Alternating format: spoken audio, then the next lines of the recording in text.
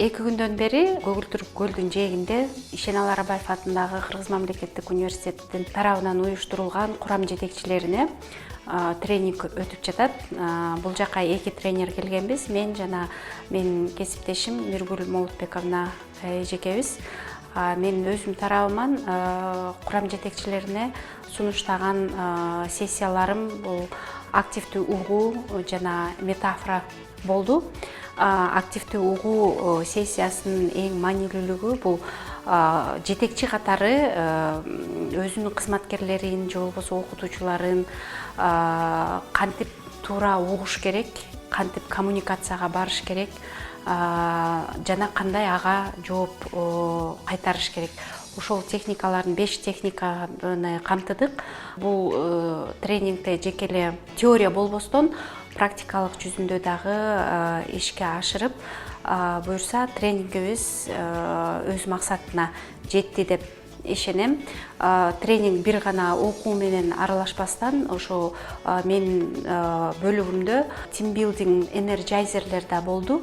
Ошол учурда курам жетекчилери дагы баягы өз алдынча бири-бири менен тыгыз мамиледе бири-бирин техникаларды колдонуп укканга дагы жөндөмдөрүн мындан да жакшыртып алышты деп ишенем.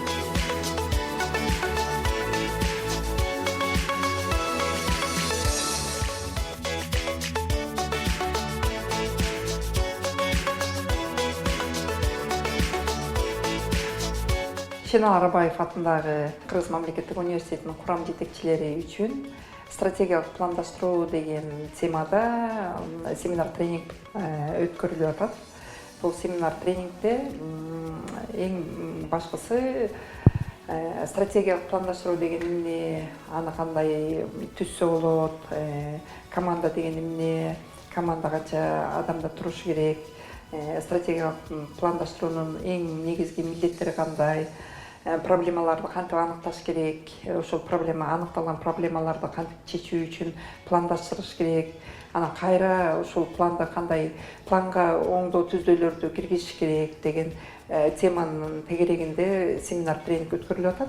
Ал эми андан сырткары экинчи бөлүгү бул Арабаев атындагы университетте сентябрь айында жумушчу топ түзүлгөн.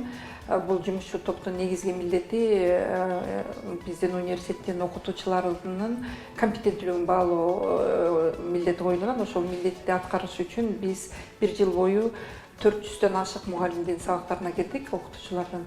Анан ошол окутуучулар сабагын алган упайлары менен курам жетекчилерин тааныштырып, өзүлөрүнүн стратегиялык пландаштыруусунда ошондогу жолуккан проблемаларды чечүүгө карата стратегиялык пландаштыруу жүрүшү керек болгонун тактап, биз дагы ошол экинчи блоктон ушундай чоң презентацияны сунуштадык. Абдан кызуу талкуу болду, анткени себеби окутуучулардын компетенттүүлүгүн баалоо, стратегиялык баалоо,